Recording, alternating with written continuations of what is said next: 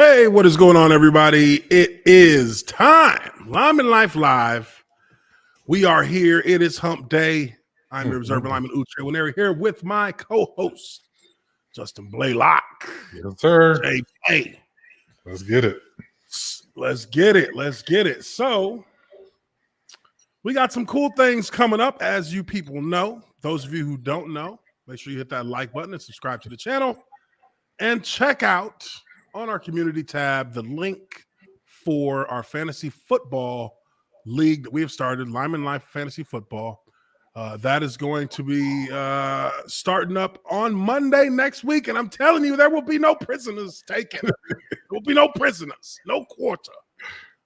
We're having our draft next Monday, 8 p.m. Eastern time. So those of you who are in there, get your draft guides ready.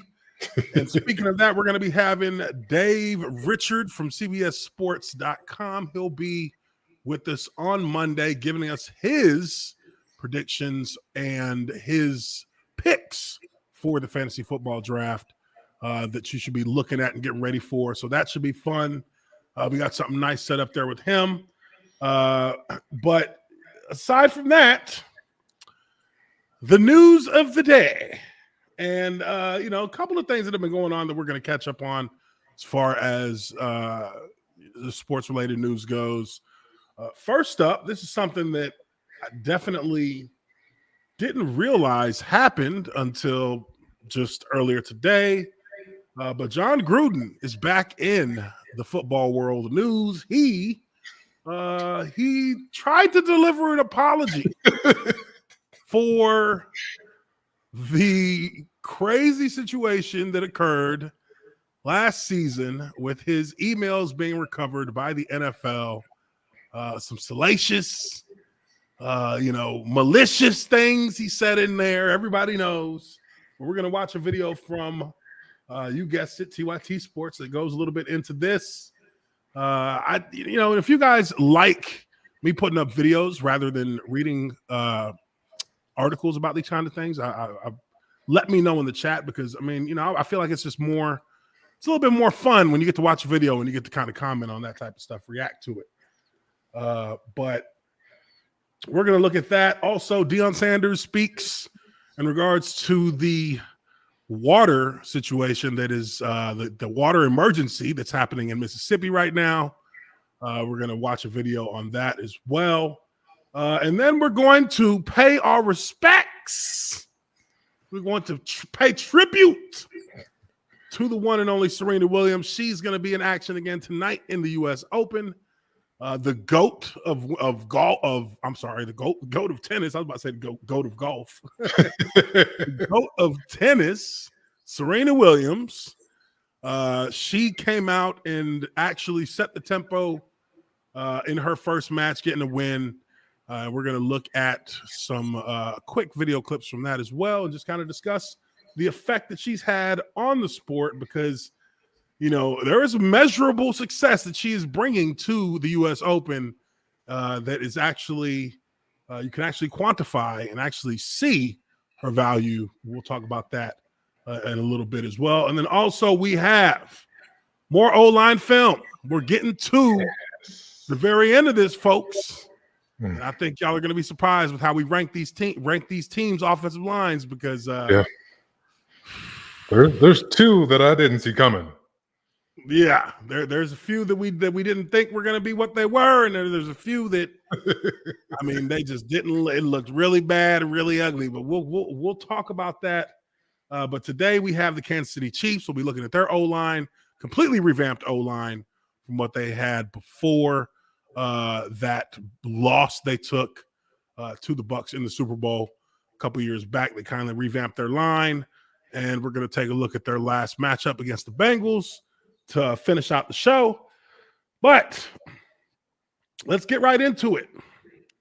Our boy Chucky himself has a few words he wants to speak to us about. A few things he wants to say. Let's listen up to old Johnny Gruden.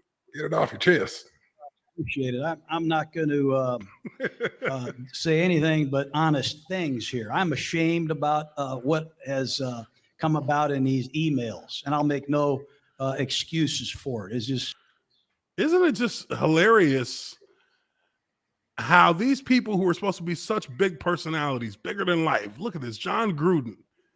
It kind of feels like he's just kind of fumbling over his words into this. He's fumbling the words out. He's like, Well, yeah, so he's trying to remember the script. You know, when he can go off the cuff, he just goes off the cuff. He's great. You know, he's charming, very personable, but he's trying to remember, what the lawyers say here. Oh fuck. Yeah. I'm gonna fuck this one up.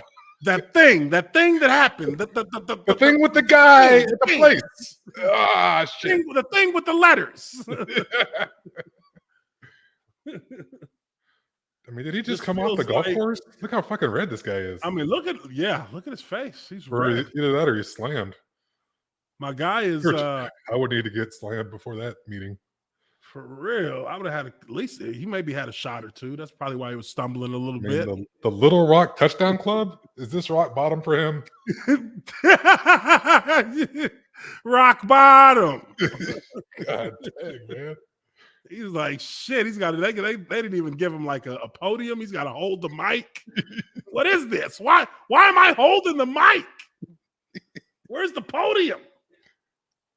At least get a headset. what has come about in these emails, and I'll make no excuses for it. It's just, it's shameful.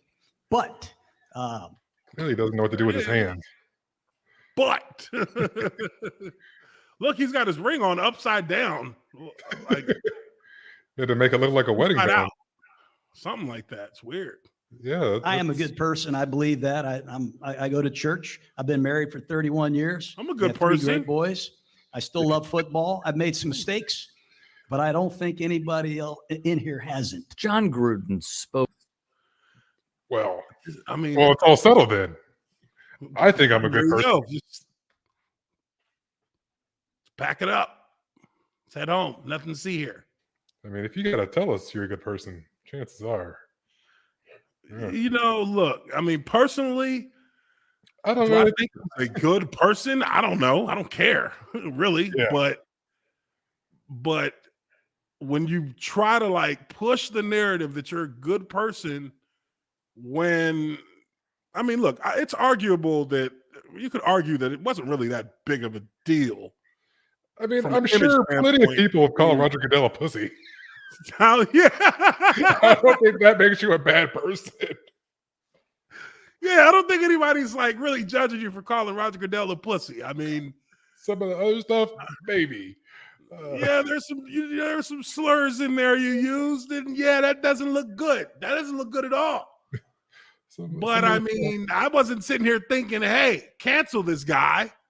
I just knew, we all knew that it was because of what he said about Goodell is why he's getting his ass out of here. Like, you think Goodell gives a shit what he said about D. Maurice Smith? He's probably saying the same shit. He probably said something like that in the past too. Let's be real. Let's be real. Somebody said, Mark Brennan, what's up, man? 199, he says Gruden in USFL watch. Yeah, he's gonna go somewhere. I mean, I don't know. He wouldn't do that. You can't. You would have to pay him an inordinate amount of money for him to go anywhere outside of the NFL. But I mean, look at Zimmer. He just signed on with Dion. Zimmer ain't got no rings, bro. Well, I mean, this Any guy just motherfucker fell into a ring. Yeah, he fell in. He failed upwards. He got himself a ring off of Tony Dungy's Super Bowl Bucks team. That was not his team. That was Dungy's team, and he had the perfect luck of playing against the team that he was coaching the year before that didn't change any of their plays or play calls, and they ended up getting their ass kicked. So Gruden got himself a ring there. But yeah, Gruden, I mean, that would damage his ego to an extent where it would be irreparable. Yeah, he's too big for the USFL. This his mind. ego is too big for the USFL. In his mind. Any league, you know what I mean? Yeah, definitely. I think most of I think he's under half of his seasons of winning records. Yeah, he doesn't have many winning records. He's not like even the next year in Tampa. I think he like made the playoffs and got knocked right out, if I remember correctly. And he barely made the playoffs. Like they didn't make it. It wasn't as good a year. Yeah, I think he'd be better suited just doing his little ESPN gig. You know, Hey, that's where he was getting his money, though. I mean, That's he where was really getting that bread. Yeah, he shines in that kind of. I would have never went back to the NFL. I'd have been like, "Fuck y'all, I'm not coming." Right, all that pressure. For like real. Urban Meyer, keep on going back to the cushy little broadcast jobs. They played him to the left too, because what did they do? They acted like they was gonna give him $100 million before he got to 2 years of that contract. They got him up out of there. They got him up out of there. I mean, it was he's suing. Don't forget that he does have a lawsuit against the NFL. Yeah, so he probably he's gonna get paid off that too, because they're gonna have to settle. Because really, they might have fucked up when they fired him. They might not have been able to do that. He knows we're a couple body I think they just said. I think Goodell just said, "I don't care. We'll settle. Get him out of here." Yeah, I'll give him 70 cents on the dollar. For real, they can settle for way less than what they would have had to pay him. Shoot, but he's still gonna get bread. They're gonna have to come up right. off. Take this and fuck off the ESPN. Million, probably. Yeah, because they cannot have,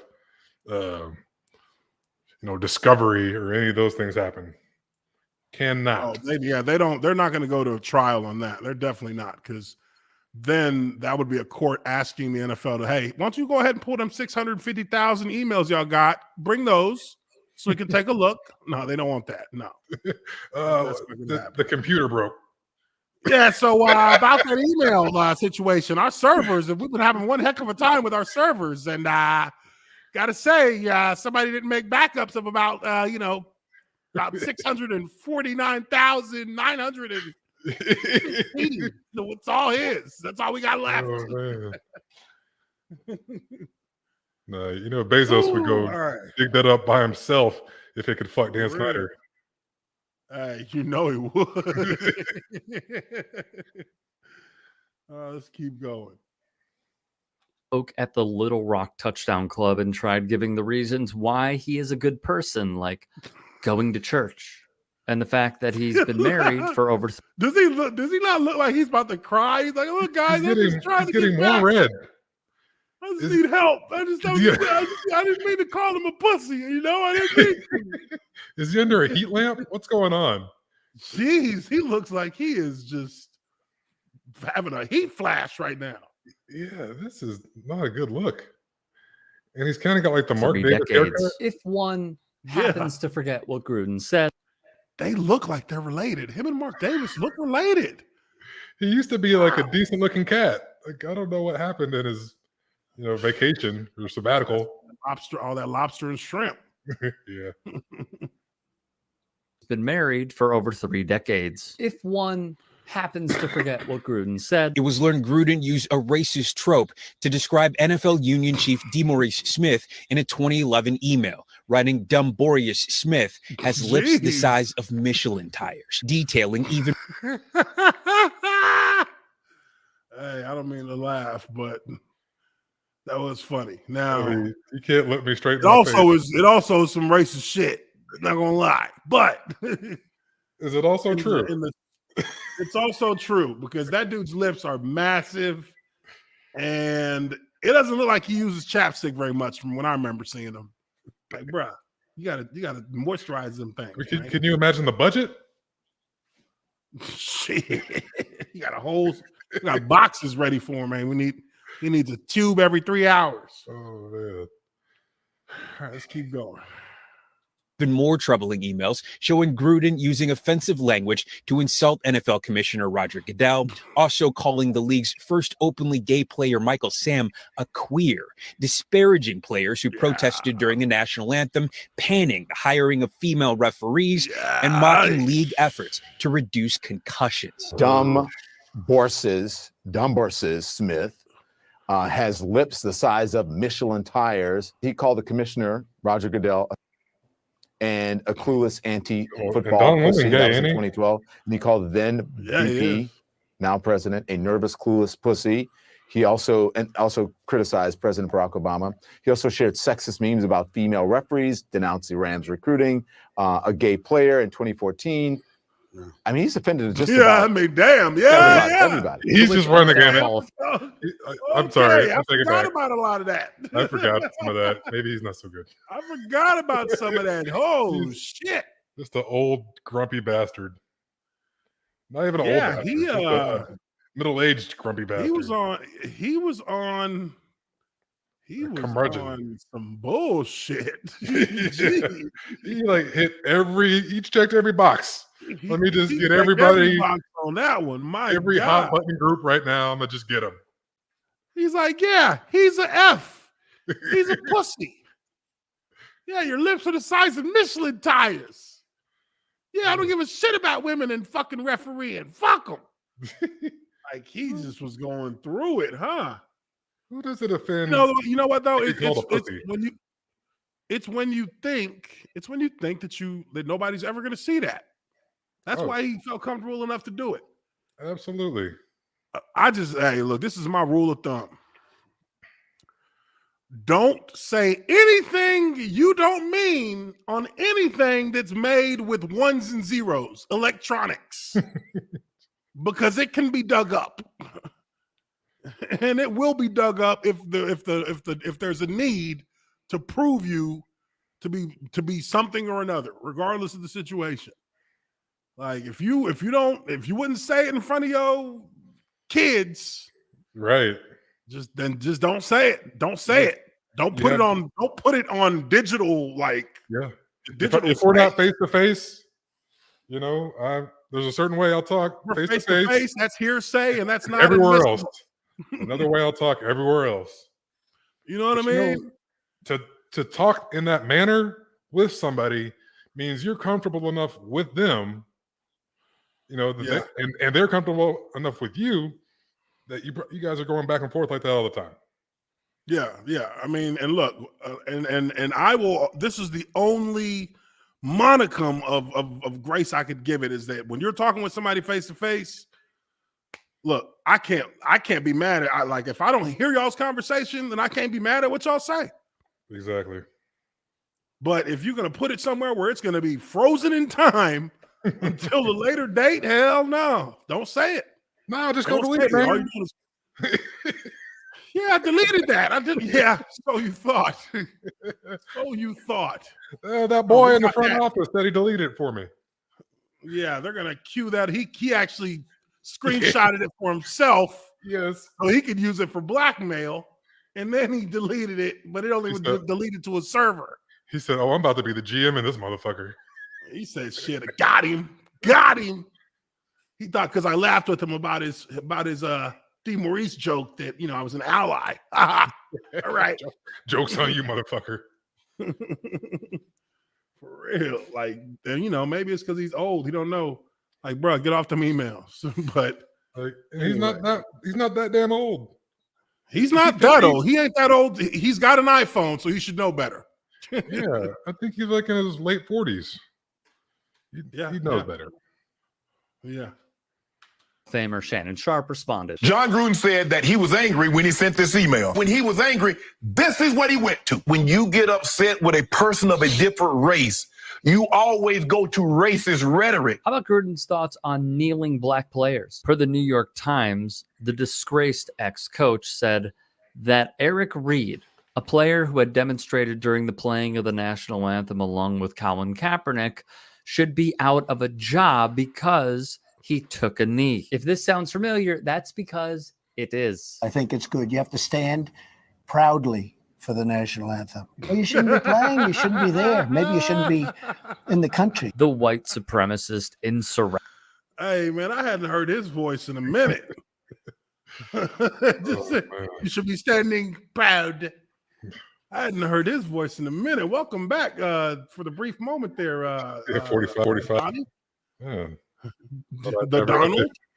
But I never had to suffer that again.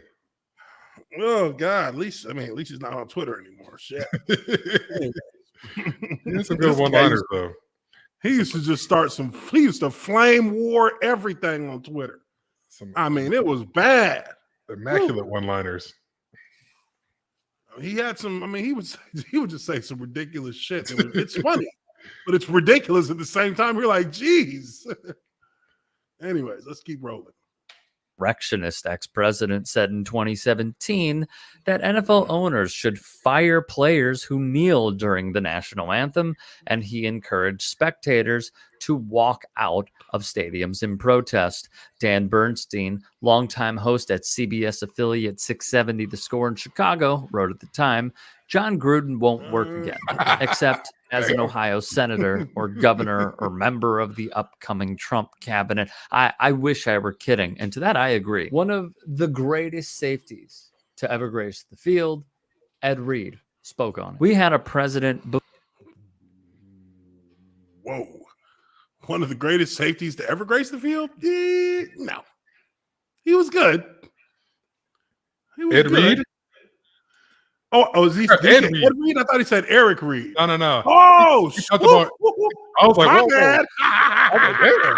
What'd he do to you? I thought he said Eric. I'm like, No. why ain't you co-signing?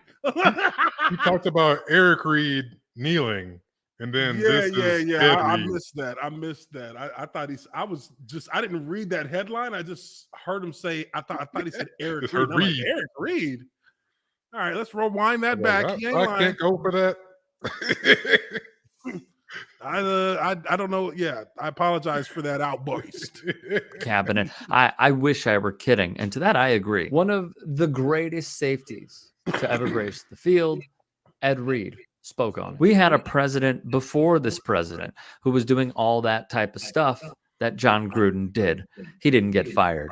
But we have so many other emails and so many people attached to those emails. It shouldn't be just Gruden because stuff is not hidden anymore. What Reed is referring to here is the 650,000 emails the NFL has, to which 649. Hold on, we got an echo. Uh-oh. Let's see real quick. Just when it was getting spicy. I know. Do you hear an echo? Do you hear an echo? I'm not hearing anything. From the video? Hold on, I think it's on my side. Maybe. So this fellow has a good vinyl collection. Yeah, he got Black Star back there. Rage Against the Machine, The Roots. I think that's Midnight Marauders. Kind of cut off. Let me hop out and hop right back in. Hold on.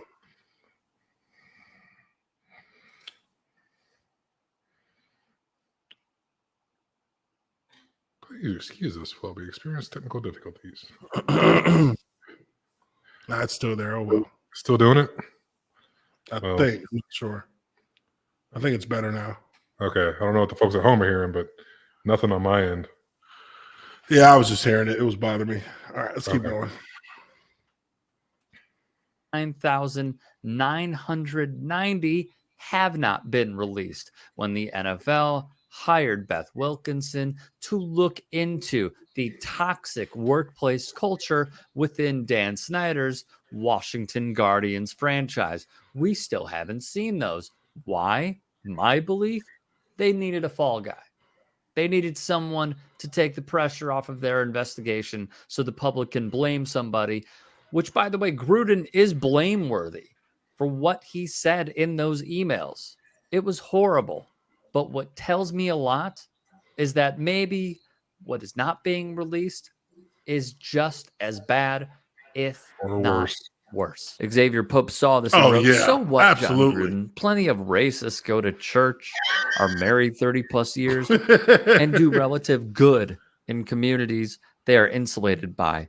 That's what makes bigotry so insidious. People believe they can carve out tribal goodness to shield a blanket of awfulness toward others. Rob Guerrera added at the time of the emails coming to light, John Gruden said he didn't have a racist bone in his entire body.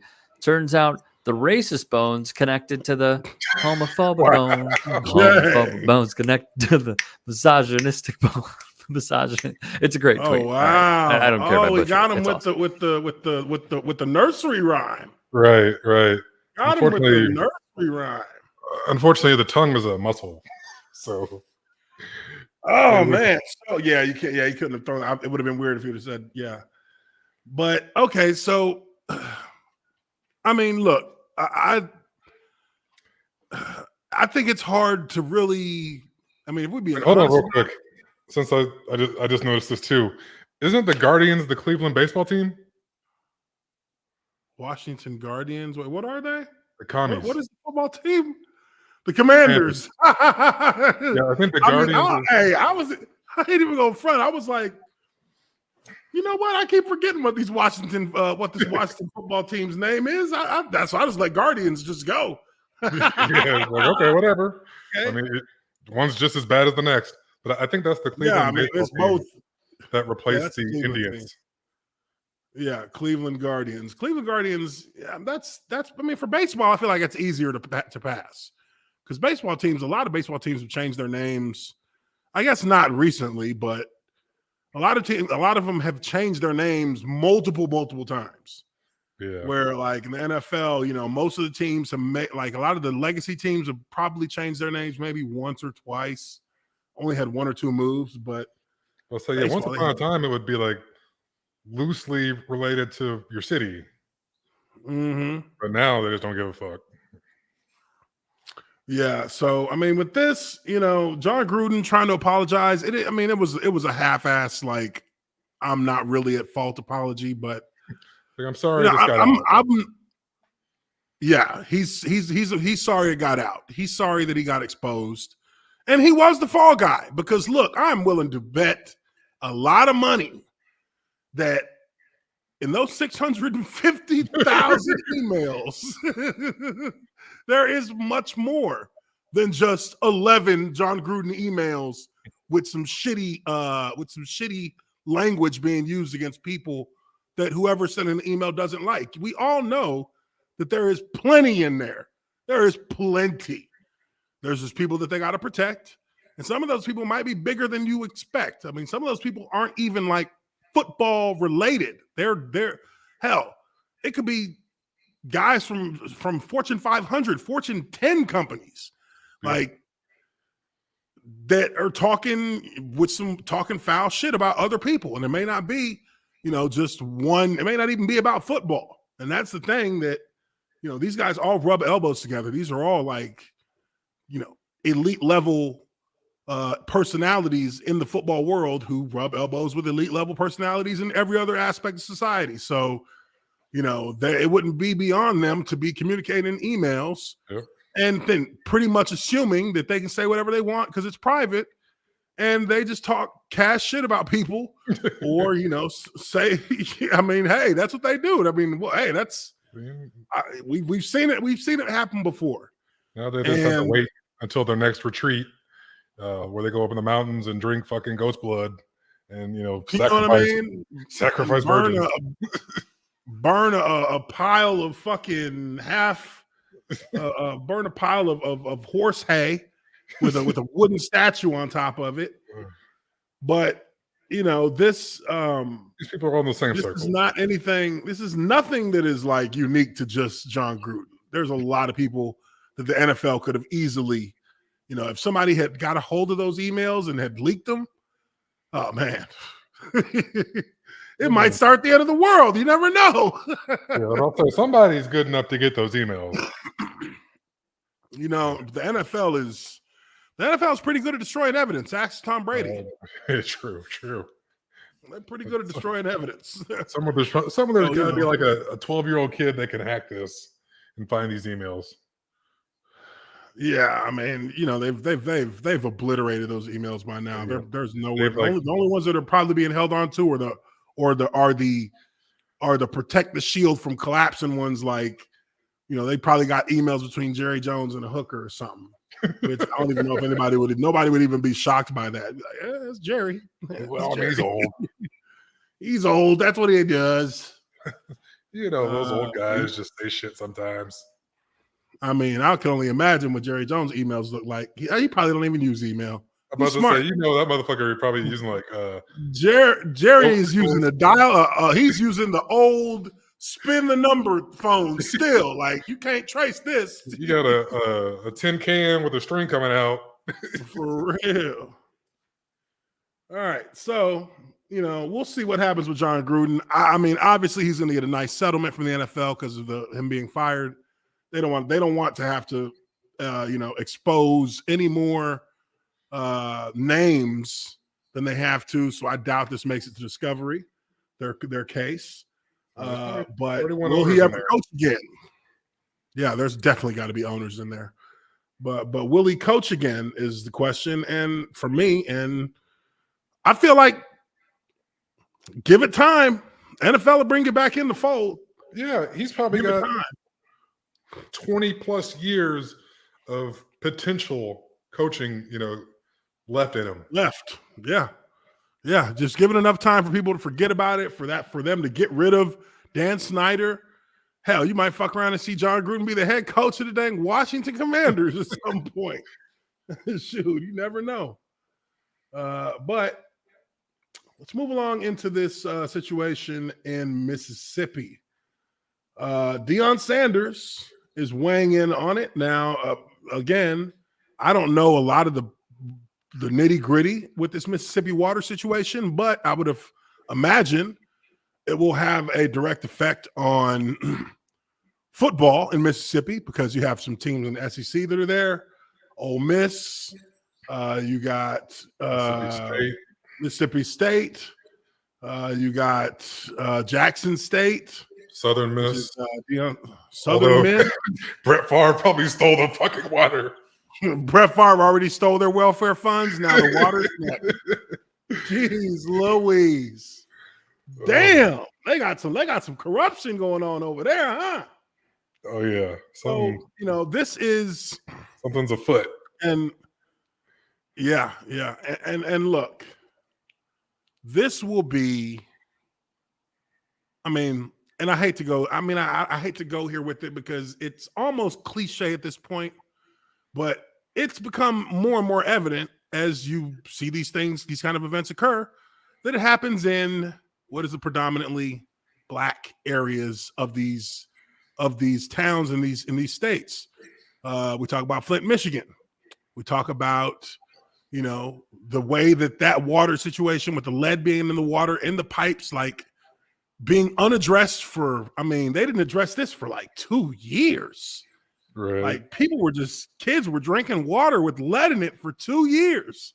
And then when, it came time for people to pay the piper, and, of course, people are going to fucking jail for that. And there might be people who are going to go to jail in Mississippi for this, because this is not something that just happened. This was something that was teetering, that you had been playing with for years. I'm willing to bet that they knew that they were in a danger zone and the way that their water systems were working for years. I don't know anything about this, and I'm already telling you that this is how it's probably going to play out. We've seen this play before. We've seen this playbook before, and nobody seems to know how the fuck it got this bad. Nobody seems to know how we're gonna, how this got by, how this slipped through the cracks, and all these, now all these Black folks are without water and they got lead in their water. There's gonna. Have we heard anything from Mike Leach or Lane Kiffin? Have they had any issues? You know what? I wouldn't even know. I know. Things can happen in an isolated area, so I don't know. Obviously, it's not a state. Well, I just think it's of the it capital. as Jackson's the capital. What I mean? It's your biggest. It should be the city with the most of everything in the state. I know we're talking about Mississippi here. Mississippi ranks like 50th out of 50 and everything. Damn near everything. But man. as I look here, and look, there's going to be plenty in this video aside from Deion Sanders that's going to give us more insight into the details behind this. But let's try and start with the details. Yeah, I know I'm already making predictions about where this is going to go, but let's start with the details in this video. and let's try to cut it down the middle, and then we'll try and see where we can where our perspectives lean in terms of any potential bias. But I think hearing it from Deion Sanders, I think we can expect to hear somebody at least tell the truth a little bit about how they feel about the situation. So let's take a look at this video here from Primetime, Hall of Famer, probably the best defensive back to ever play in the NFL, Deion Sanders. Let's hear what he has to say. Hit with a little crisis. The city of Jackson, we don't have water. Water means we don't have air conditioning. We can't use toilets. We don't have water. Therefore, we don't have ice, which pretty much places a burden on the program. The water crisis has now hit collegiate football. Now, if you're unaware, in Jackson, Mississippi, where the governor has declared a state of emergency, telling residents, don't drink the water. School drop-off isn't just... Jeez, can you imagine? Yeah, so we called this press conference today. Just want to let you guys know, a little water problem. You were looking into getting it handled. Well, what's wrong with the water? Just don't drink it. Just don't drink it. Didn't I fucking just say don't drink it? Did I just say don't drink it, bitch? What's in your glass, sir? Don't worry about that. So what are you drinking? Yeah, this is bottled water. This is pure. This is purified. All right, let's keep going. Just for the kids. It's also for the water. The entire city is facing a boil water notice again. We're told don't wash your hair with the water. You can't remember a time when the kids could use the water fountains in the school? I can't remember. I honestly can't remember. This unfortunately has.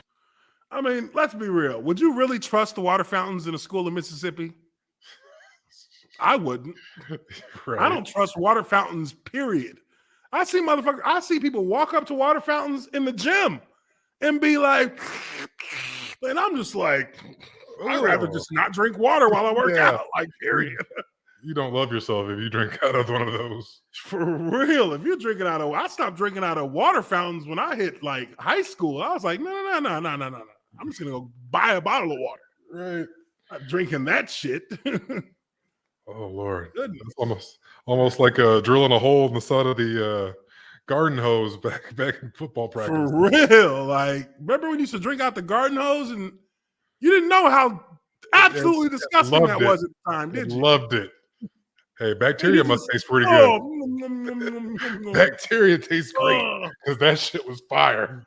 Because that was nothing but viruses and bacteria you just cough down. That's why our immune systems are so strong now. That's why you don't get sick no more. That's why you don't get sick no more. My goodness. It's like, look, some of y'all might think this is bougie. But if I come to a motherfucker's crib and you give me a cup of tap water, I won't touch it. Just being dead ass serious. I will not touch that tap water. Chat you know what I mean? Like, and I might judge you. Damn. This motherfucker, you be drinking your tap water like this? You just put ice in the cup, went to your sink, turned it on. You know how disgusting that is? Anything that comes out that sink should be boiled before you put it in your mouth. No homo. Oh, shit. All right, let's keep going. Has been happening for quite some time. And George Stewart, who you just saw on your screen, said that schools had to close in the middle of the pandemic. So right now, we're operating in crisis mode. I got to get these kids off campus, the ones that live on campus, the one that lives in the city of Jackson, into a hotel and accommodate them. And officials still can't tell people when the water will be safe to drink again. Already dealing with flooded streets, more than 100,000 people are left without reliable running water. The rain-battered state now dealing with devastating damage to its major pump at Jackson's main water treatment facility. According to the mayor of Jackson, though, they saw this coming. This is a set of accumulated problems based on deferred maintenance that has not taken place over decades. There's been a failure to... Did we just say that we done seen this playbook before? we just sat here and said, this is what's probably happened here. This is only like they can say, oh, because of the flooding, because of the flood. No. The flooding tipped that shit over. Yep. But it was already teetering on the edge. You were already there. I'll say You were already there. If a heavy rainfall is going to put you in this position, that's not the cause. Exactly. It's the same shit with Texas. Look, let me tell you something. No disrespect, because I'm from the South. We born in the South. You know what I mean? Like, the South is the third world, damn near. By the way, but if you look at how they handle in the South, like, look at Texas. Texas is the only state in the country not on the national country power grid, and they think that they smart. Oh, we just let private sector do it. So yeah, that's why motherfuckers were paying $2,000 a month for their electricity when the wintertime came around, because y'all couldn't handle the winter. Not only can you not handle the winter, you can't handle the summer in Texas. You're over here doing rolling blackouts, bruh. Let me tell you something. In my life, I have never experienced a rolling blackout anywhere except for one place on this earth. Nigeria. Africa. When I was in Africa. That's the only place I've seen. That was the first time I ever heard of a rolling blackout. I said, what you mean? They're about to cut the power off. Yeah, the power will cut off for 2-3 hours at 6 p.m. I'm like, what the fuck? What are we supposed to do? How y'all live? You know what? That's happening in Texas. That's happened in Texas this year and last year when it got cold. How many people died? How many people died when the wintertime came in Texas? Yeah. This is a third world country. And my folks didn't have power for, I think, 2 days, and they were very lucky. A lot of people LA, was like a week, same thing. LA, 10 days and rolling shit. blackouts. I never heard of no rolling blackout until I was in Africa on the other side of the world. And I'm like, who just cuts off power? Power is supposed to always be on. Like, who does that? Hey, take your ass outside and go play. I mean, it's crazy, dude. When I realized that in 2022, and I mean, look, California is a country in and of itself.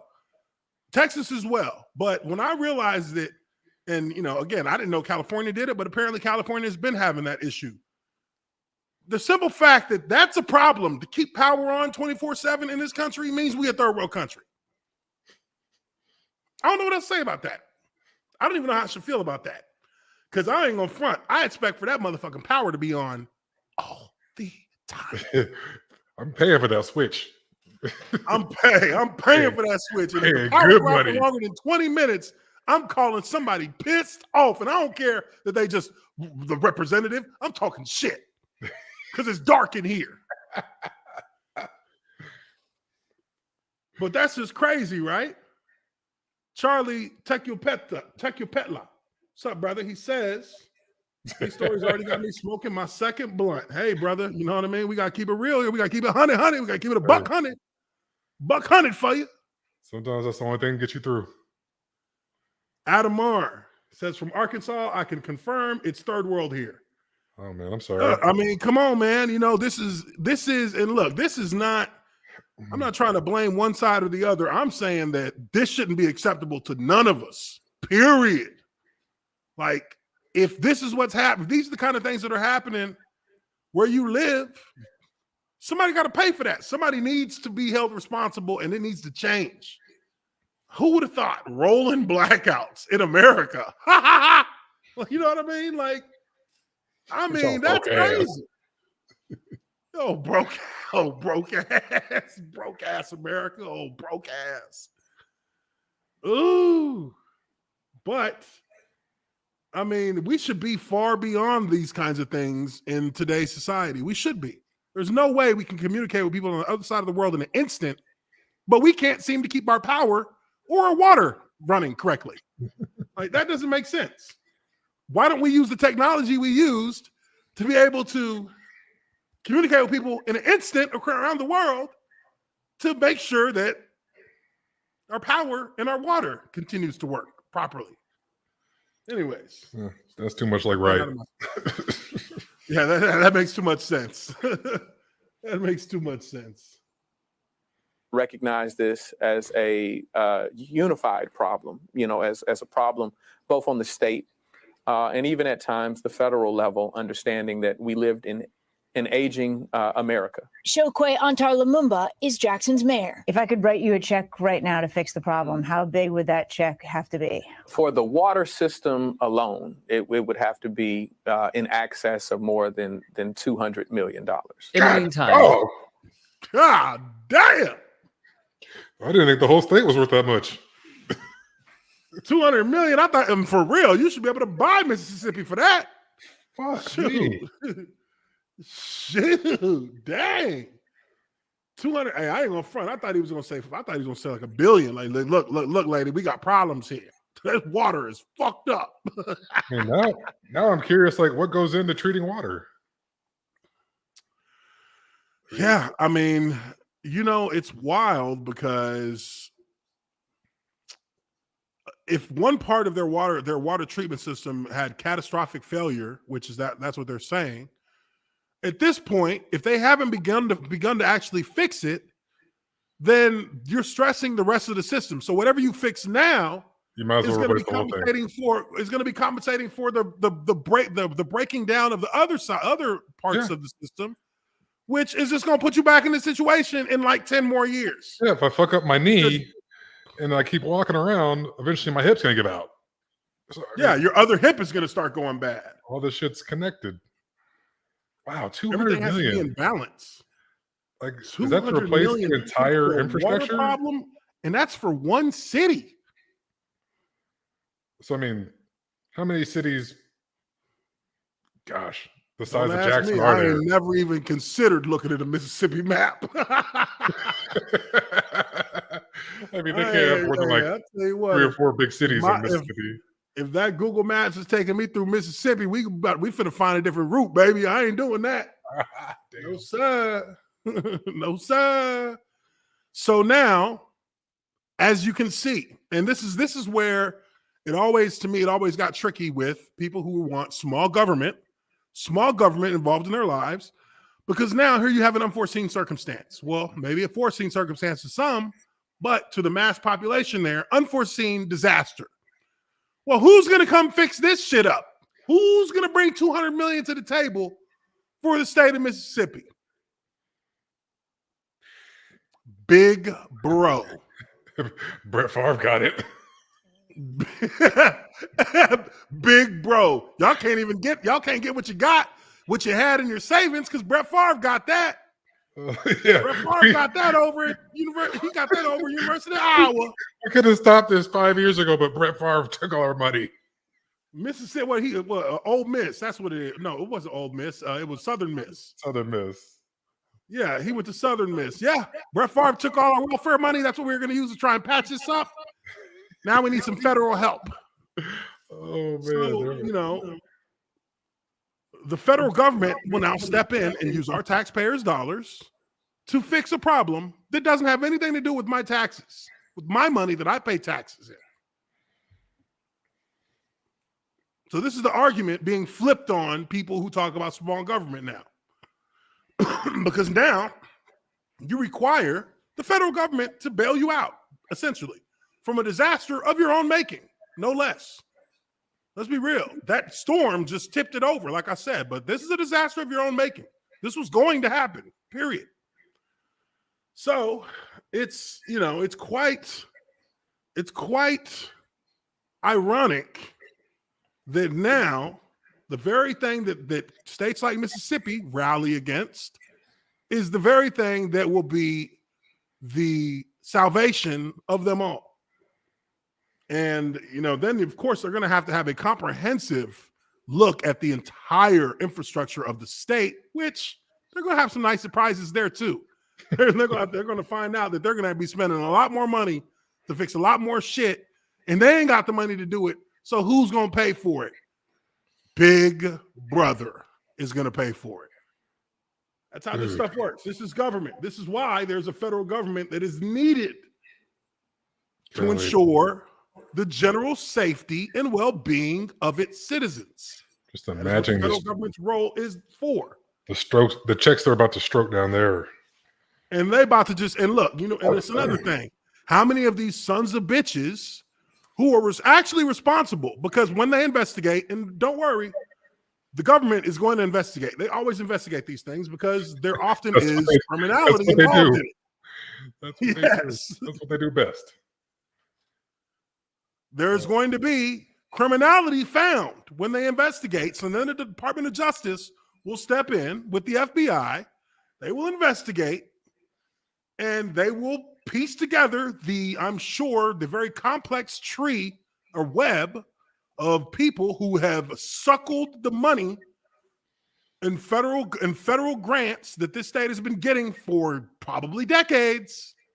They're going to piece together all these people who have been stealing all this money that should have been getting used to maintain their services and their infrastructure over the years.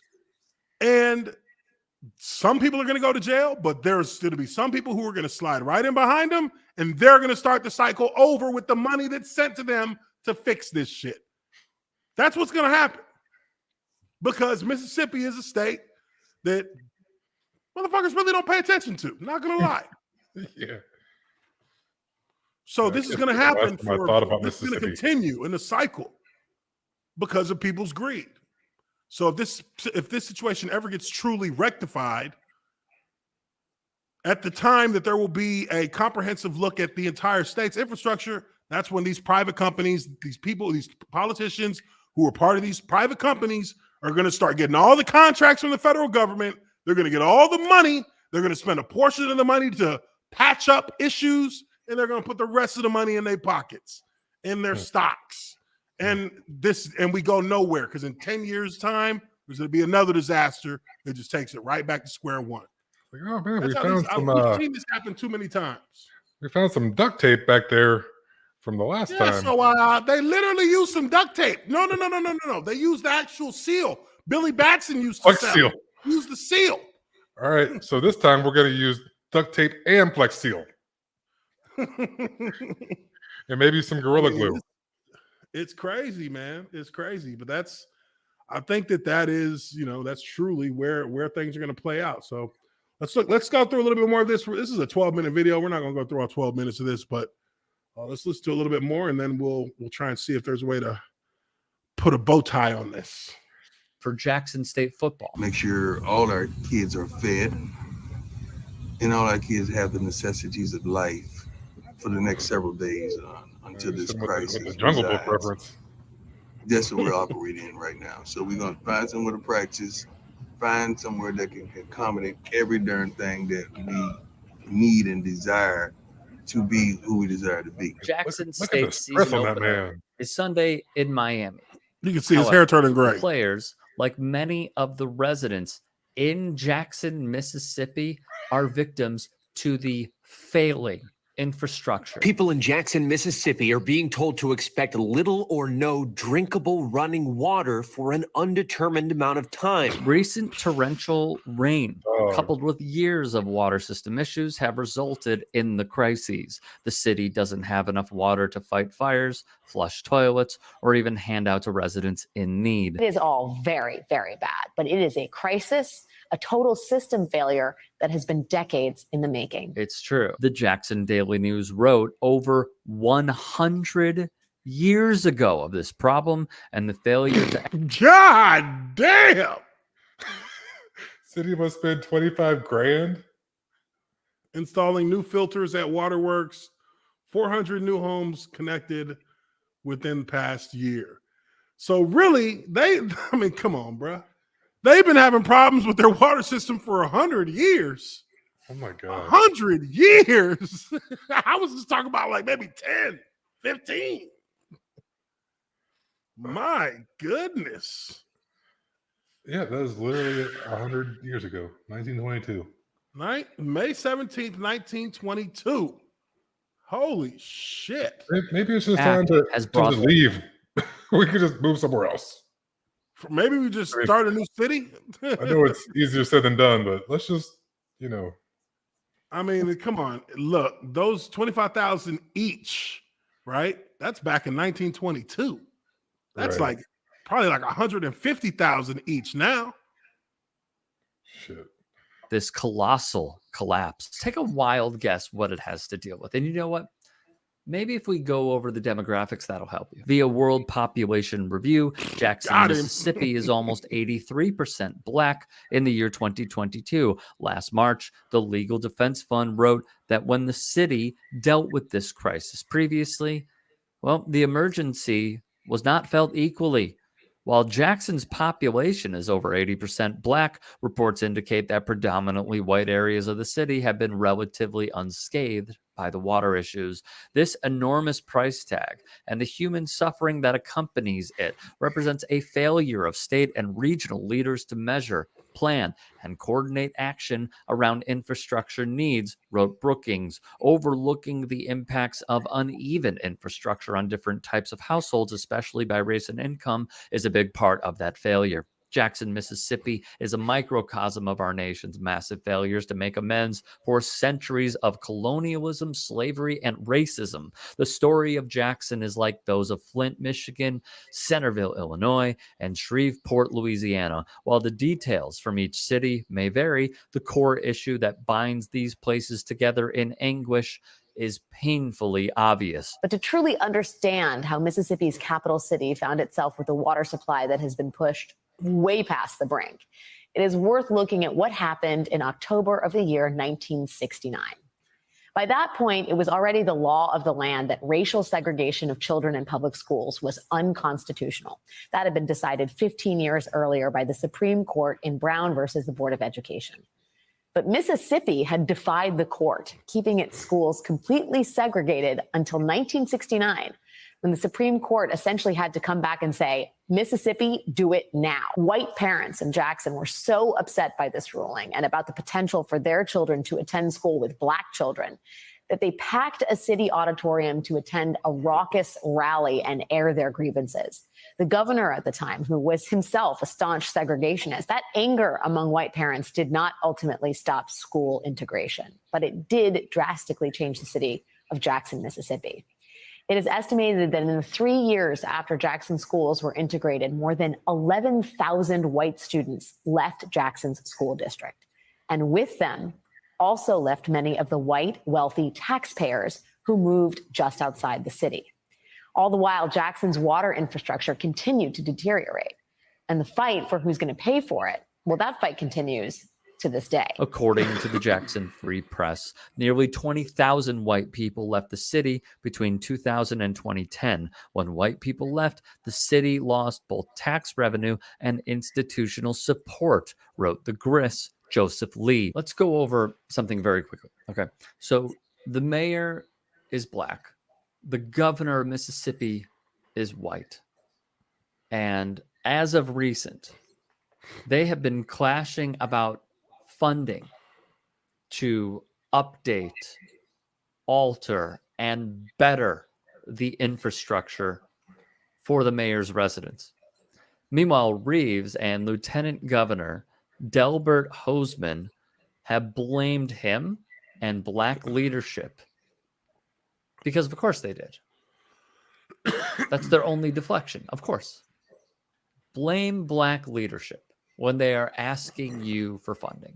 Ashton Pittman, a senior reporter for the Mississippi Free Press, wrote, Reeves, as staunch a Trump defender as one can be, did not invite the mayor to the emergency presser, nor have the governor and the mayor spoken directly about the... Their mayor, Chokwe A. Lumumba, that's an African guy. That's an African. That was my guess.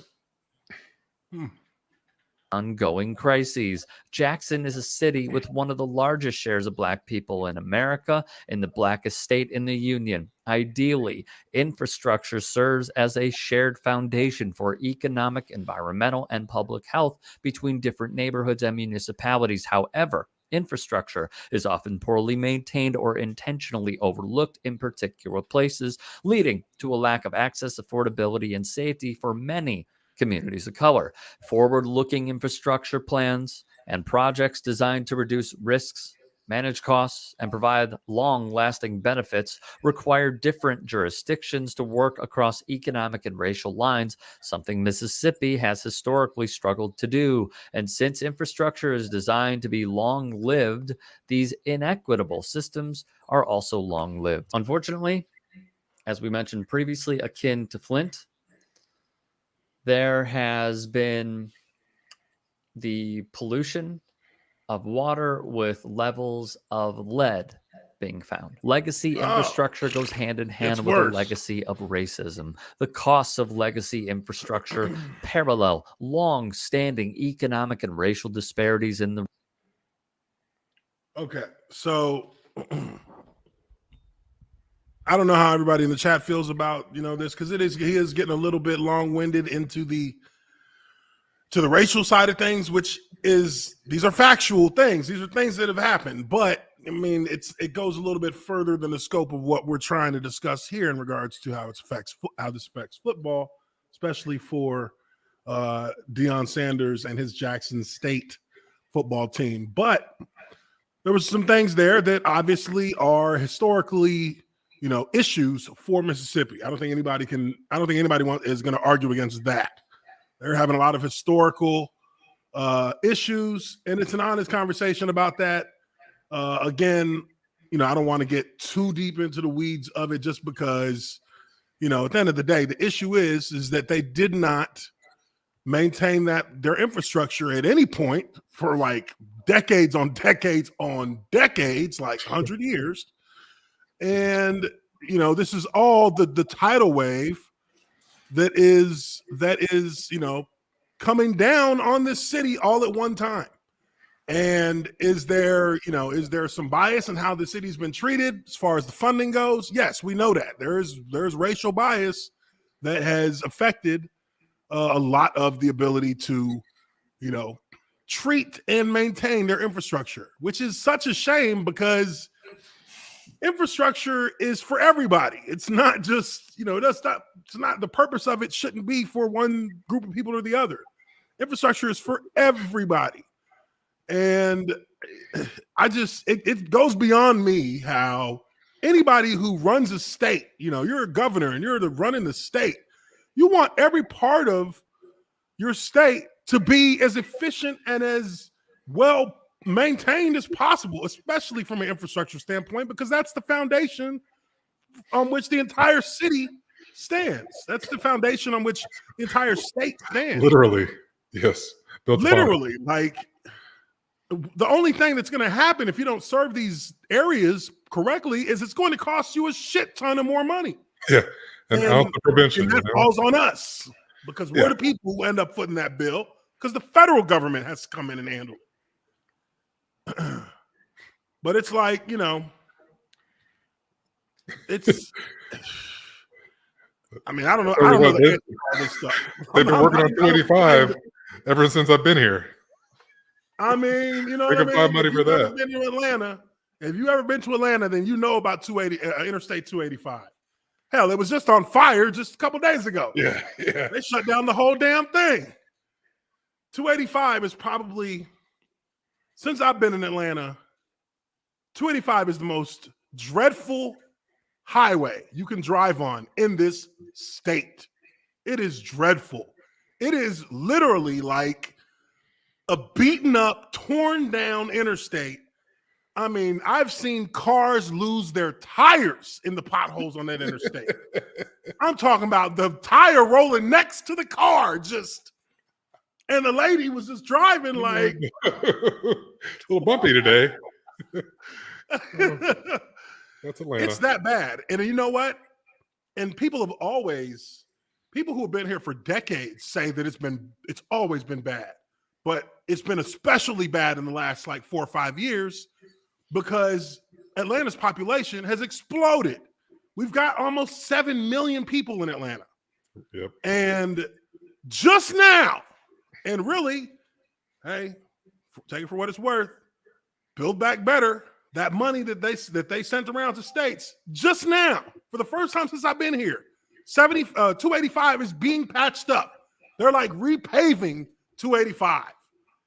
How many people's cars have been sacrificed on the street of Interstate 285 for them to finally decide to repave this shit? And mostly half measures, because they're just I mean, it's like we need another lane. They'll be doing this shit again in 4 or 5 more years. I mean, we're just putting lipstick on pigs here. Yeah, that's true. I mean, at least for now, you can drive smooth on parts of 285. But it's like, I think that is to me that's the most important. That's one of the most important aspects of the operating the efficient operating of society, is that your infrastructure is solid and on point. And I don't think there's anywhere in this country where infrastructure is solid. Well, I don't think there's anywhere in this country. It's just like anywhere, like the medical system. The money is in the. It's not in the cure. The money's in the treatment. It's in the treatment. So we're gonna keep treating these roads. There's a way to fix the road. I mean, there's a way to fix it, so we never even have to use any kind of paving again. Maybe not permanent, but a lot longer than what we're doing. But if I can, get my company to come out here every 2-3 years instead of every 5 to 7 years, I can get paid more often. So. Yeah. I mean, and again, look, with this situation here, when it comes to the demographic situation, I mean, I would argue that you could find similar situations where majority areas of cities, they don't get as much in terms of maintenance. I mean, there's that too. That's everywhere, and that's not I mean, I'm not knocking any person who doesn't live in the inner city, or any person who doesn't live in the hood. I'm just saying that's the reality of it. Like, we got to agree that is true, so that we can move past that, because that is true. Where minorities are is less maintained than where they aren't. That's why, look, just the other day, there was a couple, both doctors, black couple, tried to sell their house, tried to get it appraised. It appraised for $400,000. They figured that they put in about $50,000 or $60,000 in renovations. They couldn't understand how that number came out so low. They called a white colleague, had their colleague come do the house showing for a new appraisal, took down all the pictures of the black family members in the house, put up pictures of white people in the house. They reappraised that house $300,000 higher. Now, I have also done this. $100,000 higher than it was valued, with black pictures in the house. Or I've taken out pictures. I've taken out pictures of like my family. I haven't gone as far as putting out pictures of white folks, but yeah, I mean, dude, when I sold my first crib out here, when I sold that house, I took down all the pictures. I made sure there were no pictures of me in the motherfucker. I was like, no. Yeah. Because you're just not going to know who was here. Yeah, because, I mean, at the end of the day, it's an inconvenience to have to go through that after you've already done the appraisal, and then have to go back and get another appraisal done. Them things ain't cheap. Right. And that's the reality. So there is a level of racism in this that it's factual. It's there. And I'm not, and I don't blame people who don't make those decisions for that. I blame the people who make the decisions, because they're the ones that are perpetrating it. They're the ones that are making the budget. They're the ones that are voting on these things. So, it's an unfortunate situation, but it's not one that we have not seen before, and it's not one that we won't see again, unfortunately. So let's move on from that. Let's get into our girl, Serena. Serena. She reminds me of a West Side Story. There she is. The GOAT of tennis. Now, really, this was just kind of a filler point in the show for me, because you got to give a little respect to Serena. She is the GOAT. She is the Jordan of tennis, in my opinion. She's obviously got the most Grand Slams. She's got what, 23? I think 23. I think Steffi Graf has 22. Grand Slams. And she is, I mean, look, I'll be real. I ain't never watched tennis like that. Don't know if I really cared about it that much. Period. I'm talking about period. Until Venus and Serena Williams came into the picture. And even after they came into the picture, the only thing you ever hear me say about tennis is, did Serena win? That was usually it. Oh, there's a big tennis tournament, French Open, U.S. Open, Wimbledon. Only question I have is, did Serena win? And for a long time, the answer was usually yeah. Yeah, she did. And it wasn't even close. So I want to pay respect to her because she is a beast. She is a beast. And there is a video here that I really think is I like this video because it just shows you how she just became, how she just holds just that GOAT vibe, that complete GOAT vibe. This was her entrance into her final U.S. Open. So shit, yeah, let me check my shit real quick. All right. Yeah, hit that theme music. Yeah, let me get my back. Yeah. I mean, you take a look at it. Yeah, I'm the GOAT. Look at her. Serena Williams. Okay, is she gonna play that long ass thing? Oh no, she took it off. Yeah, like the basketball warm-ups. I mean, come on, man. That right there is so. I mean, that's got to be such a feeling right there. That's got to be. Does anyone else get theme music? There, come on, they know ain't nobody gonna watch it. Nobody else come out. Hey, we didn't even know who she went against. I don't even know who she went against. I just know she won. That's it. That's all I know. Because that's the only thing that matters when you're talking about women's tennis, as far as she's concerned. Did Serena win? Yes. And then you have, of course you have, other stars in the sport. But I mean, let's be honest. How many people can name more than 5 tennis players in women's tennis and men's tennis? You can probably name 5. I know I can name, Serena, Venus, Naomi, Coco, Pete Sampras. I could name some men. Rafael Nadal. Djokovic. Who was the white guy that kept getting his ass beat by Djokovic and Nadal, but then he finally got one a couple years ago? Andy Roddick. Roddick, yeah. I think he's retired though. No, it wasn't Roddick. Was it Roddick? Oh no, I was just thinking of an American tennis player. I'm sorry. Andre Agassi. Yep, Andre Agassi. Yeah, he's a legend. Federer, Roger Federer. He's a legend. Yeah, Roger Federer was a beast too. Might be the best man. Yeah. Well, him or Djokovic, I guess. So 5 to 10 people. That's really for most people that's a lot, but those are names that are recognizable. If you hear the name, you'll know. Okay, Federer. Yeah, I remember that one. Nadal. Yeah, I remember that one.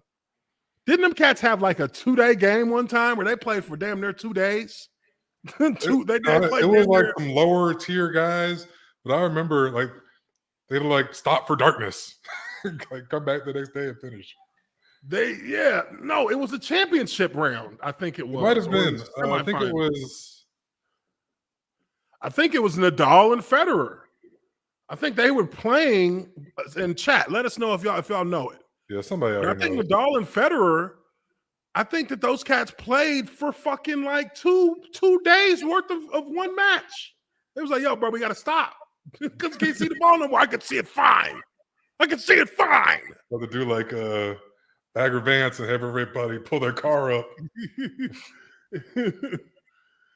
But But no, definitely, it's going to be crazy, just kind of witnessing this moment in time where now Serena Williams is essentially in her last dance mode. This is her last U.S. Open. It's just as likely her last season of tennis. And, I think it's worth noting that she does have a huge impact on these sporting events, a huge impact. And just to kind of, show how that impact is felt, because it is measurable, here you have the ratings for the U.S. Open match from last Monday. Monday night's U.S. Open. Let me zoom in a little bit here.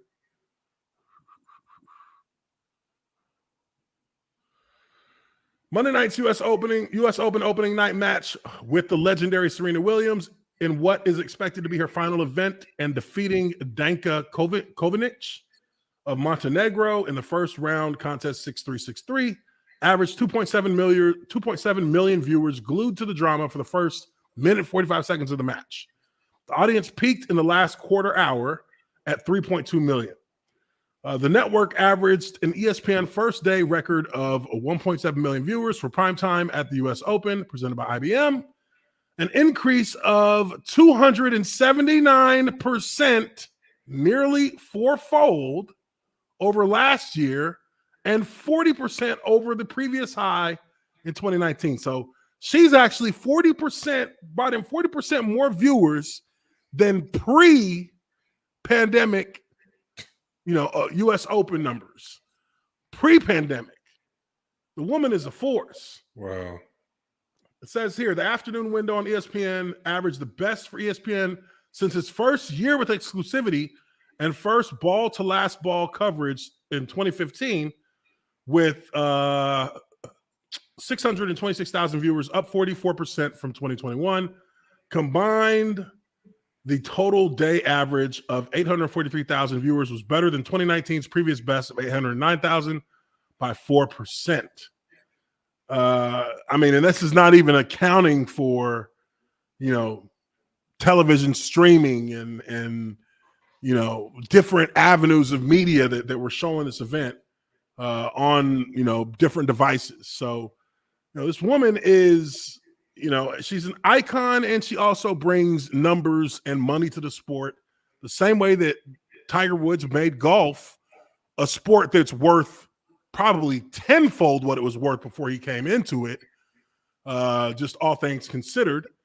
That effect has been duplicated by Serena and Venus Williams, essentially, in their era as tennis stars.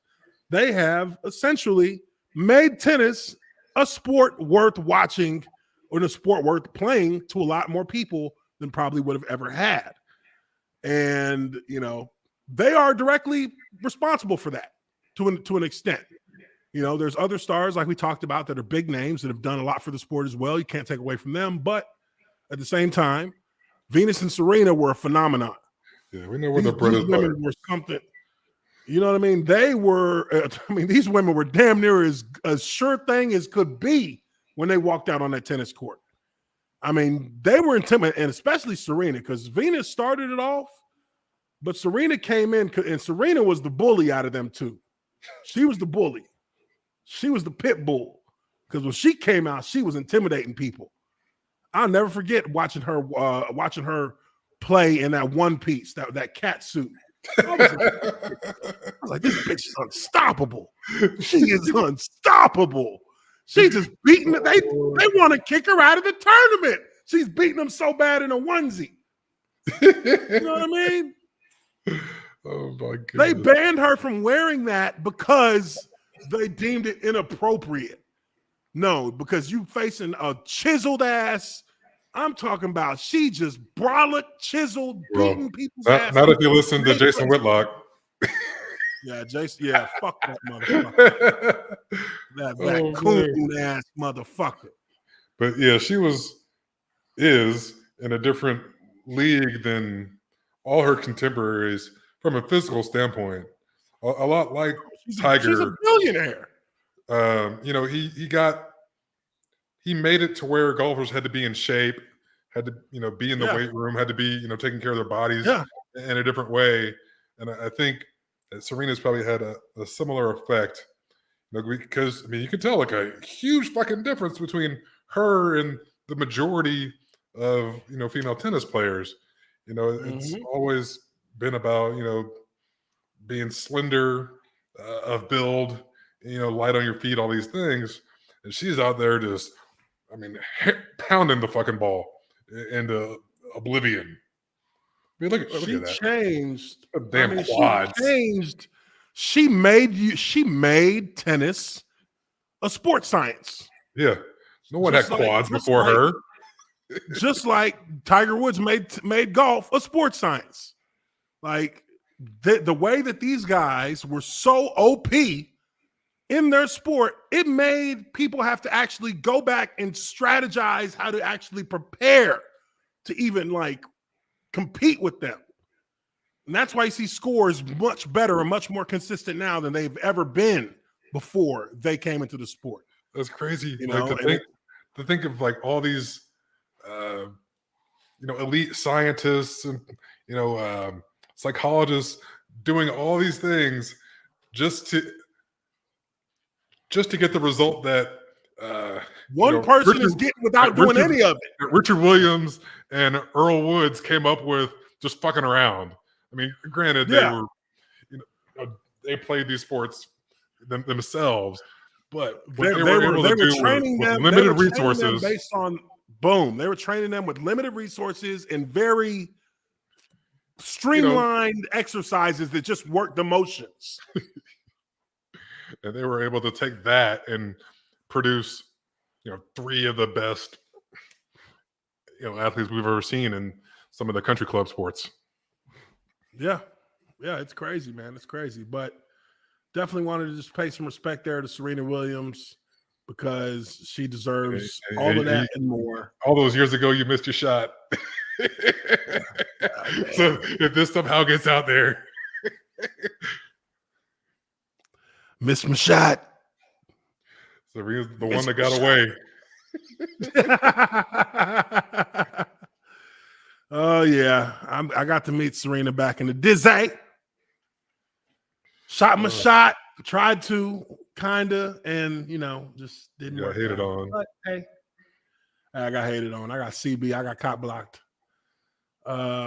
But let's keep rolling here. Let's get into this film session. Kansas City Chiefs, folks. We got the Kansas City Chiefs up today. Let's go ahead and jump right into it. We got this film nice and ready. Bang, bang. Now, just a little bit of a little extra context here.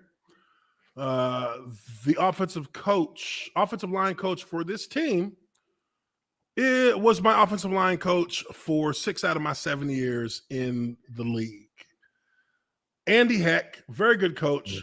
He is a stickler for technique. Like he'll give you that minus. He is a stickler, but he is a very, very good coach when it comes to technique. So let's take a look and see how these Kansas City Chiefs worked it out. This was the AFC Championship game from last year. Let's go ahead and get into it. Let's see what we got. Okay, this looks like, formation strength to the right, little inside zone. Running back doesn't even get touched for 6 yards before he gets touched. That's pretty damn good. Let's take a look. All right, so hold on. I think we got a little free. That something froze. Yeah. See, yeah, froze. That's on them. Okay. But you can see here, tight ends who are cutting out the backside, tackle who's fighting to stay on that angle, trying to keep that in. He's trying to keep that outside arm inside because that's how you dig out. That's how you dig out the backside of a block.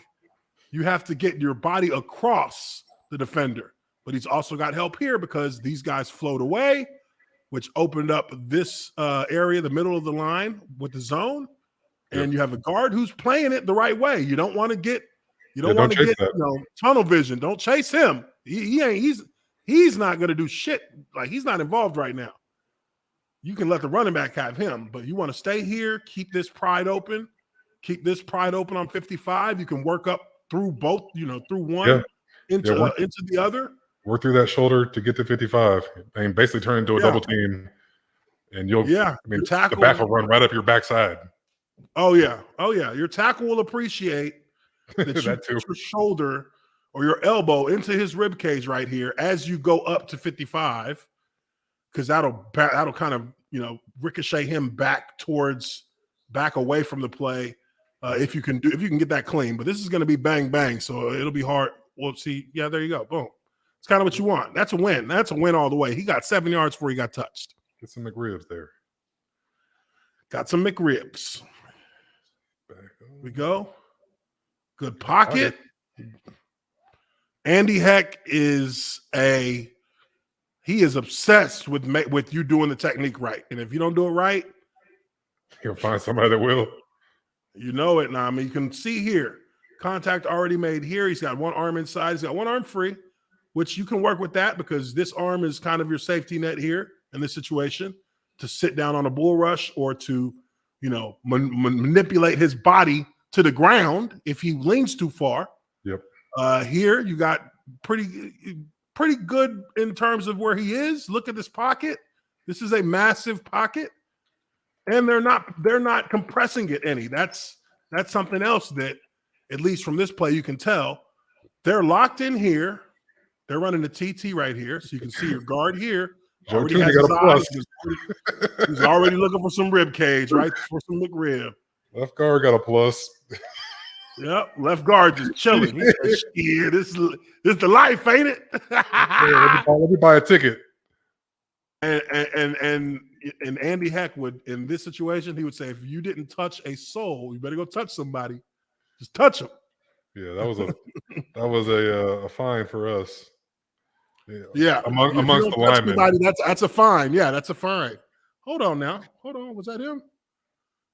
Oh no, that's Cincinnati sideline. Okay, never mind. Oh, this was my coach. This is our DB coach in Jacksonville when I was there. Phil Anarumo. There he is. Okay. That's funny. I just caught that on the sideline. Huh. Well, my coach is retired. All right. Oh, your coach retired? I think almost all of our position coaches are retired now. So, older staff. Yeah, no, I hear you. All right, so look at this one right here. This is what you like. Like this is what you like to see. This guard gets his hands inside immediately because he knows this guy's not a rusher. He's not a rusher, so you want to jump on him. Stop his momentum. So he ain't going nowhere. Convert. He ain't going nowhere. Look at that tire right there. He got some tire irons around the side. He ain't going nowhere. This dude right here, this is a good set right here. He's got his hands ready. He might be, let's see how it plays. Oh, that's good. Get your hand. His hands are already there. This defender, because he was trying to be cute, he tried to do the old magician shit, and his chest is wide open. It blocked himself. And now he ain't going nowhere. He's locked. He's locked. Look where his hand is. He's locked. He's locked in with one arm. He's locked. He ain't getting no pressure. That's good. That's good. That's good. That's good blocking right there. Good pass sets. Liking what I'm seeing so far from these guys. Oh yeah. Okay, this is some kind of power. Counter OT. And this is this is, we gotta take a look at this one. This one looks, I mean,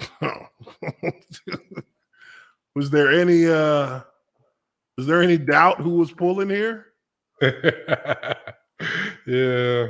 What the hell is this at? What is this guy doing? Look at these two guys. I'd be like, hey, they're pulling. They're pulling. These two. Oh, then you Lord. have, okay, so everybody else should just be they're in zone, so they're not going for it. Okay, so you pull your guard and your tackle. One of them was just standing up. But Oh, see, wow. this is the thing right here, right? This is actually where they should have hit the ball. So this was okay. So I see what's happening here because I mean, I just looking at it, knowing who the O-line coach is, I know what he was trying to do here. Okay, so this is the callbacker right here. This is the callbacker. This is the double team that would go up to him. This puller or the guard will kick out this guy, and your tackle should be pulling to either he should be pulling to either come off the edge of the double team or any sunlight in the A gaps. Like when you have pullers, the A gap is always a viable solution, always, because it's usually where you can split the defense in half. When they run this play, get up in that A-hole. Because get up in that A-hole. Because look, this guy, they were going to double team here, right? But let me run it back just a little bit here. Let me see what that defensive. Yeah, they block all the way back with the center. Everybody blocked back. To the end. You have to block back. Yeah. Go ahead. I've rarely seen it done like this, where they put the center all the way back to 91 here. Yeah, that looked weird. He works through that one technique right there. And when he feels the guard get there, he blocks back on 91. What you usually would see would be that wing just block 91, and then they'll block back to that backside backer who would usually 57, who would usually be running through when he sees all that motion away from him. This is your front side because all the strength is here. Very weird. It's a weird look. And it looks like they're playing under to it. They're playing an under on it. So you have your mic here, which is going to be the call.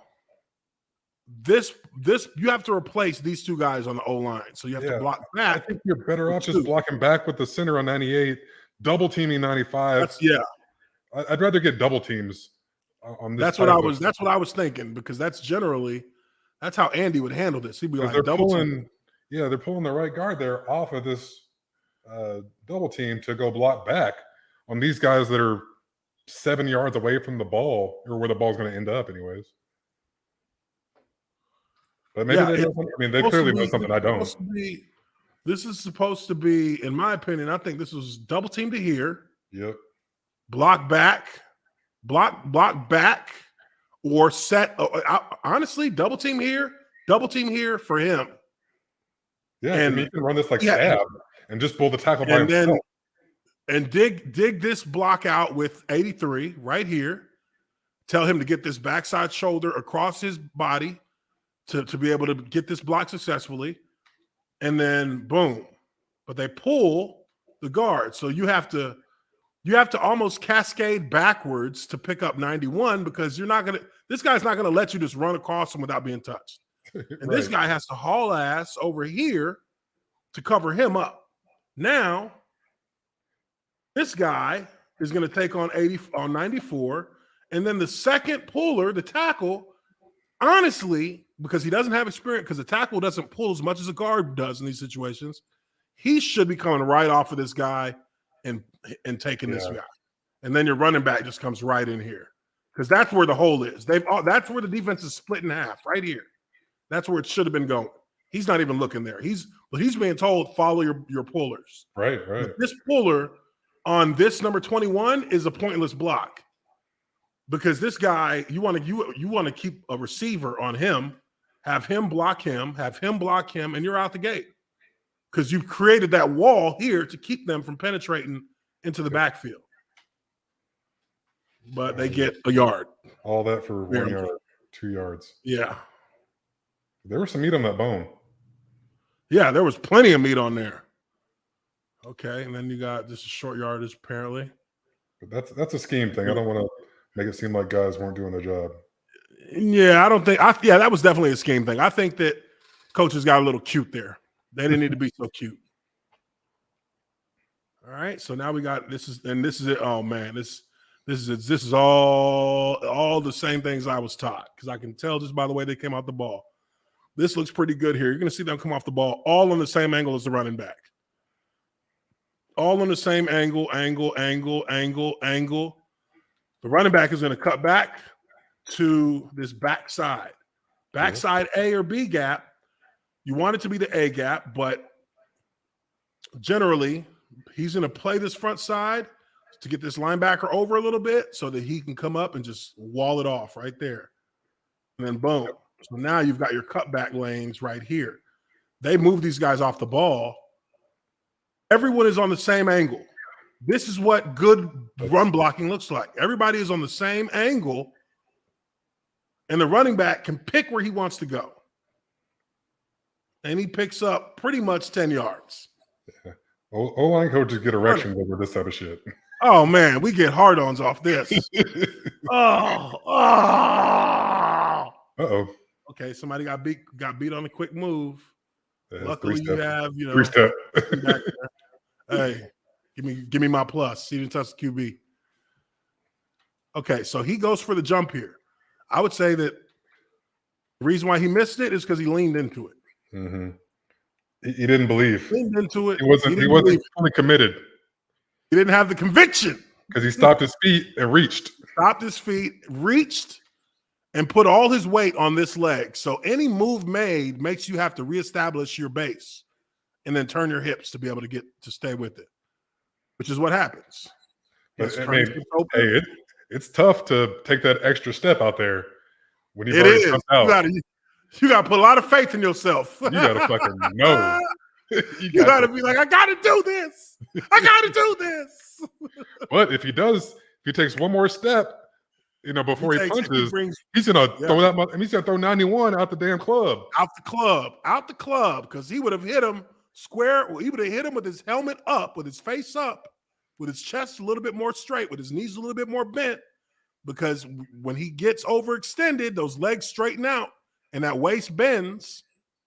So if he bends those knees a little bit more, gets one more step into that jump and times that punch, it's going to create a good amount of separation. It's going to let him sit down, be more relaxed, more calm in his set after that. And the dude's not going to have anything for you. I mean, you see it here.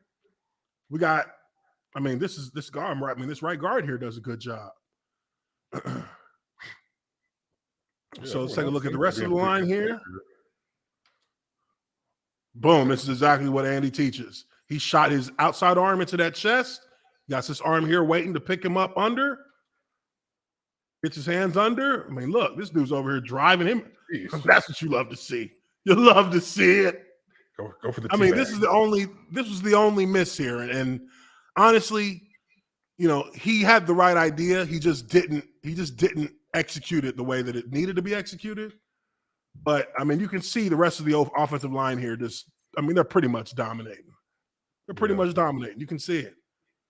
Like he one-hands him. Puts him in the dirt. Shit. He's blocked up. Yeah, you can be a little more aggressive on these 3 steps. So hopefully the ball's gone. If you're out there taking chances like that, because here's a more traditional drop back, and he's completely different attitude with his set. Mm-hmm. This is more in his comfort zone. He knows he's kicking back. But see, that's that move right there I don't like. Hit him with the feint 3 yards away? Yeah. He hit him with the feint, but his leg is locked out here. Like, goodness. Come on, dude. You have a chip. That saves you here. But if you take a look here, and you look at this right tackle, watch how he handles this guy in space. This guy who's wide on it. Yeah, they're in a similar position. He got up into him. He didn't get a punch. He didn't really get a punch, but he kept his feet moving into that close proximity, and he was able to widen them just from being there. He widened them. Yeah, that's how the left tackle's block could have been on the last play if he would have kept his feet moving. Yeah, but it's tough to believe that guy's going to stay outside. Because one wrong move, if he make a move inside. It's like that's like a nightmare. You're like, oh my God. That butthole's about that tight before he did that shit. Could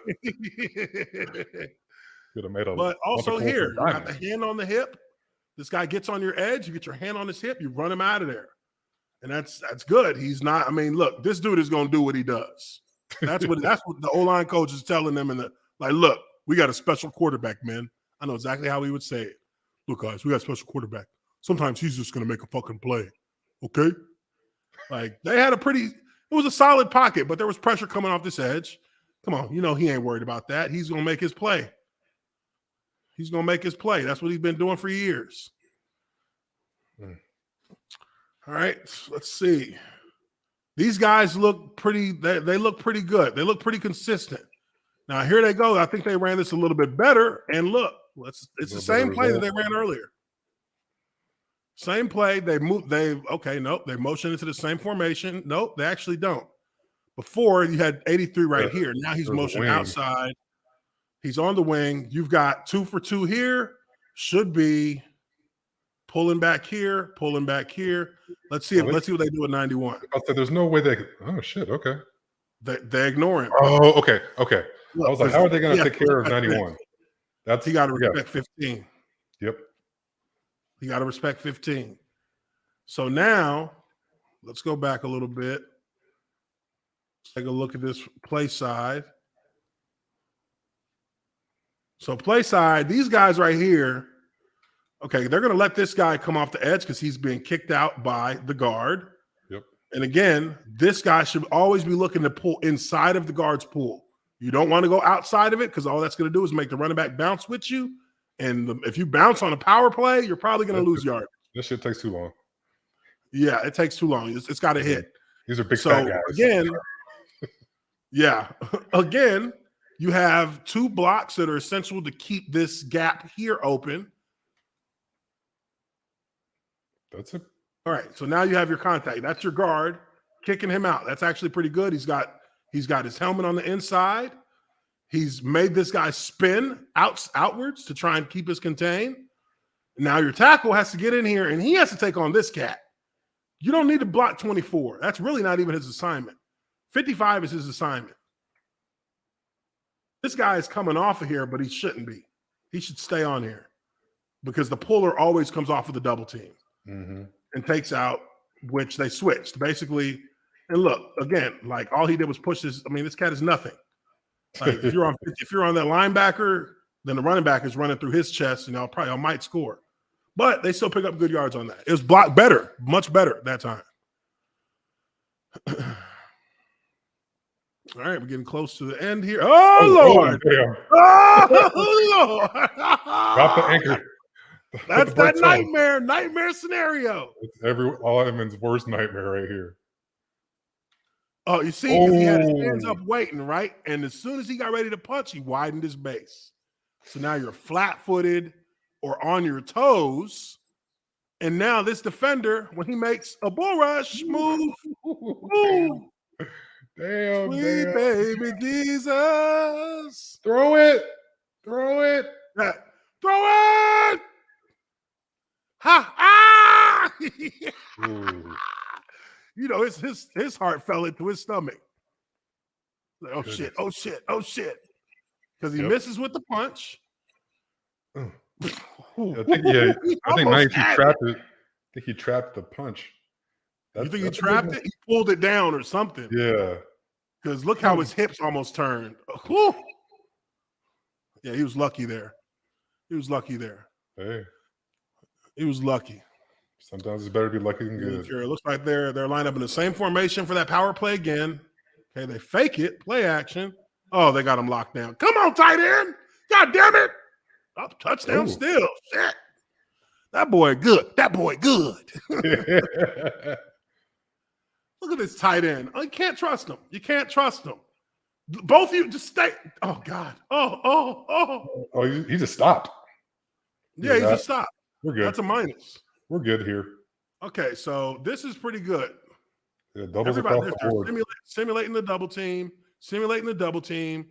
He's, letting him. See, now this here, I think, is where our left tackle needs to be thinking, hey, man, well, do you have help? Yes, you do have help because they're double teaming this guy. They're going to sell run here, but he is going to sell run a little bit less so he can keep his eyes to you to protect. Yep. So if you're a tackle here, look, you're going to do yourself a favor if you get your stance a little bit heavier, just a slight bit heavier to give that run look, come off on an angle for his outside of his helmet, hit him, and sit down and get yourself under control immediately. You don't commit to hitting him the same way you would in a run play, but you make contact and you lock him out. If you do, once you do this pass set here, you're making it harder on yourself because he's now going, he's going to try and go ball to wall. Now, he did lock his ass up. No lie, he locked him up. Which, hey, if you lock him up like that, so be it. Hey, if you can do that, you're good. But there's going to be times where you're going to have a defender who's going to try and penetrate that. So make it easier on yourself. Oh. Yeah, try and make it easier on yourself. Use your help. Look at him. He's not even looking at the defender. He's looking straight at your guy to help you. That's where you be like, look, you better be ready to come in here and rib cage because I'm about to overrun this shit like a mug to get him to move. Because that's what you're doing it for. You're trying to get him to react because he has to protect this gap. So everything here is good. I mean, look, defenses freeze when they see this. When they see this, look at this. This cat is completely bought into that this might be a run. So is he. They're like, you just have to respect what he does in the backfield. That's why sometimes he can be the best help to the pass protection. Yep, because you're going to get a different type of rush. You're going to get different rushers who are not going to commit, all the time because they're worried about him breaking contain. Yeah, you got to maintain your rush lanes. And once he breaks contain, anything is liable to happen. A lot more likely than not, touchdowns. Like 81 right there. I mean, normally for most quarterbacks, if you lose your guy right here, it might be a sack. And really, he was holding him. He gets away with a hold. He got away with the hold. Most quarterbacks, if they have a situation where 90's in, they're going to get sacked. Most guys. Yeah. A lot of the times, other quarterbacks that were not him won't realize that he's just giving the fuck up on the play. They might think they have a split second longer, and then this guy's in their face, and they're reacting too late to it. He's got a good sense of the pocket, and of course, it's kind of in front of him, and he gets his ass moving, knowing that now it might be easier even because they're worried about him running too. So, anyways, that is going to be it, folks. That is the end of this Lineman Life Live. We appreciate you guys for being in here with us as always. Make sure you hit that like button if you haven't already done so. Subscribe to the channel if you haven't already done so. Hit the notification bell so you get notified when we go live, when we drop videos. And don't forget, Monday. Ooh, buddy. Fantasy football draft. 8 p.m. is going down. Before we get into the draft, we will have Dave Richard coming from CBSSports.com. He will be providing us with his picks and his predictions for this year's fantasy football draft. And then we will get into it. So make sure you are ready to go when it is time to get it on. We are going to be ready to go. And we are looking forward to seeing you guys there. So with everything else being said, hope everyone has a wonderful hump night. Get you some hump on if you can. You know what I mean? You never know. And we will catch you all on the next Lineman Life Live. Hope everybody has a good one. Peace out. Peace.